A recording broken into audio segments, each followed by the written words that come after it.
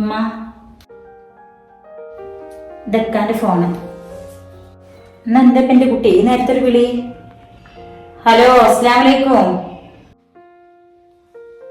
ഇജ് വിളിക്കാൻ കാത്തു നിൽക്കായിരുന്നു ഉമ്മ.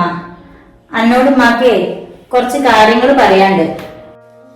നമ്മുടെ കല്യാക്കുട്ടിയത്താന്റെ മാളുടെ കല്യാണാണ് അടുത്ത ആഴ്ച. എന്തേലും കാര്യമായിട്ട് കൊടുക്കണം എന്ന് പറഞ്ഞിട്ടുണ്ട് ഇപ്പ. മൂപ്പരിപ്പിയും അടുത്ത ചങ്ങായിമാരല്ലേ, അനക്കറിയാലോ അത്.